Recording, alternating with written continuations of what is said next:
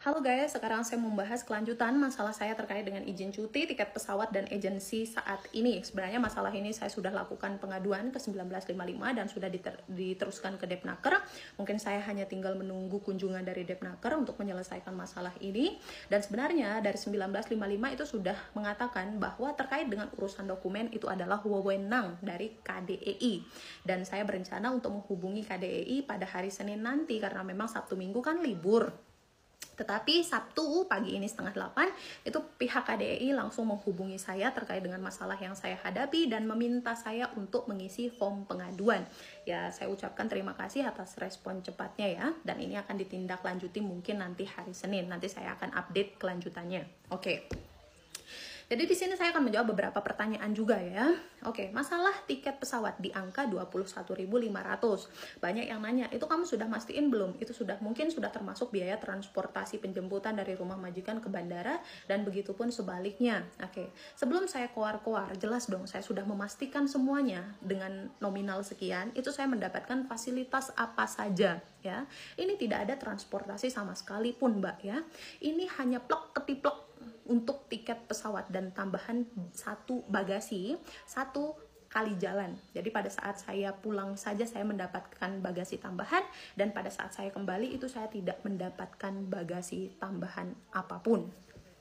Oke, terus selain masalah tiket pesawat, itu saya tiba-tiba dimintai biaya tambahan 2.500, Mbak. Katanya untuk biaya kirim ya, garis bawahi biaya kirim, saya masih ada buktinya, biaya kirim dokumen dari Taiwan ke Indonesia. Ya, saya tanya dong, dokumen apa? Katanya perjanjian kerja saya yang baru dengan majikan sekarang, karena memang sebelumnya saya masuk ke Taiwan itu job saya panti jompo, dan perjanjian kerja saat ini dengan majikan baru itu yang akan dikirimkan ke Indonesia. Nah, ini yang menjadi pertanyaan saya.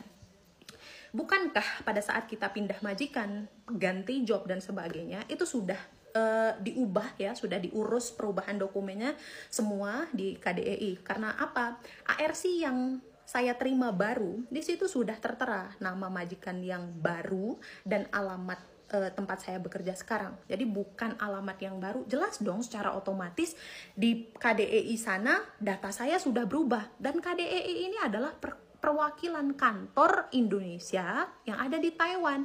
Kalau sudah berubah di KDEI, ya logikanya masa tidak berubah data saya di Indonesia? Masa tidak dilaporkan yang ada di kantor Indonesia? Dan saya pindah majikan ini sudah 7 bulan yang lalu. Kenapa tiba-tiba meminta biaya pengiriman dokumen saat ini? Ya, kenapa tidak begitu saya pindah majikan itu tidak diurus langsung? Sedangkan data di ARC itu sudah berubah semua. Wajar dong saya mempertanyakan semua itu.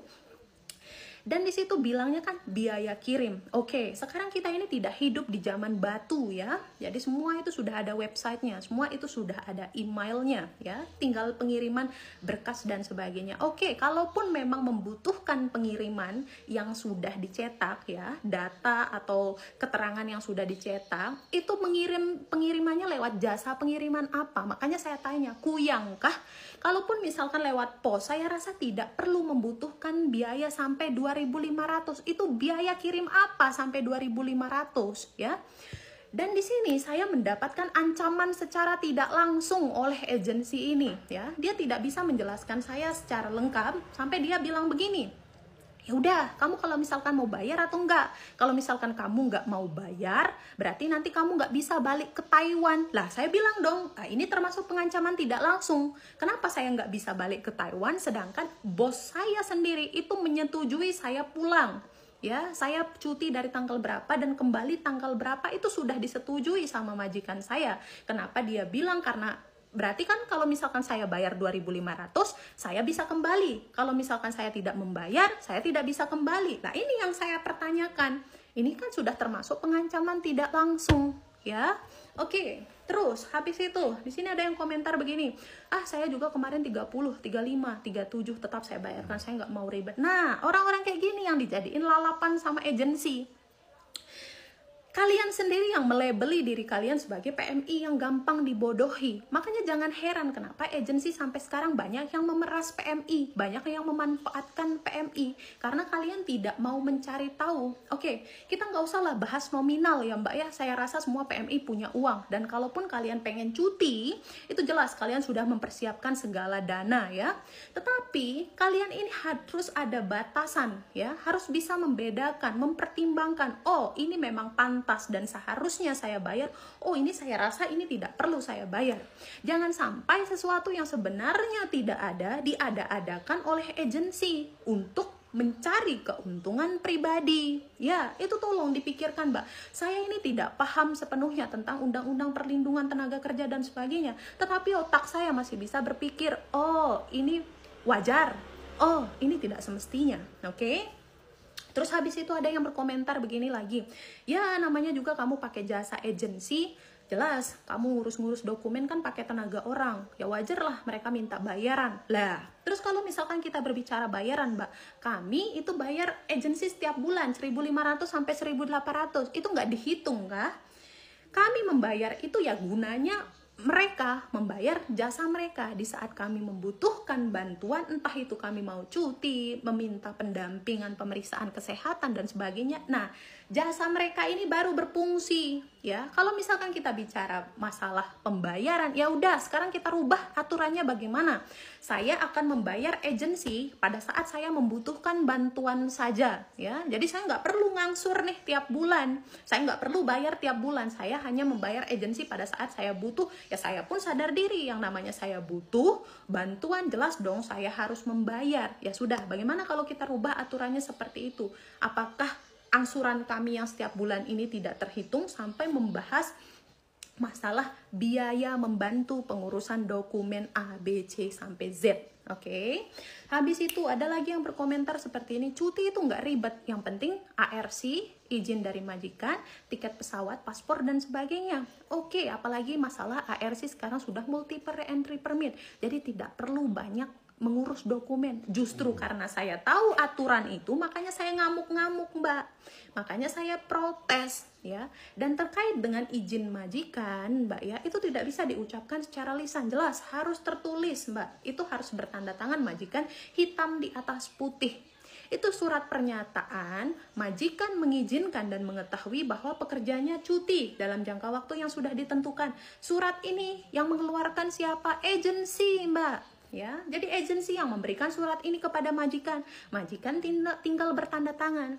Dan cuti Mbak, ini kamu nggak ninggalin negara ini cuma 1-2 hari, kamu nggak minta izin liburan dari Thailand ke Taipei, ini meninggalkan negara tempat kamu bekerja.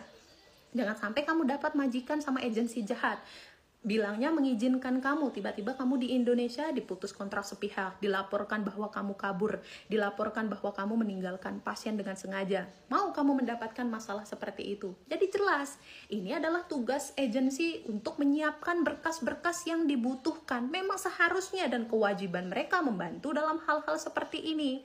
Di sini job saya menjaga lansia, jelas dong. Sementara saya meninggalkan cuti, bos saya membutuhkan tenaga kerja pengganti.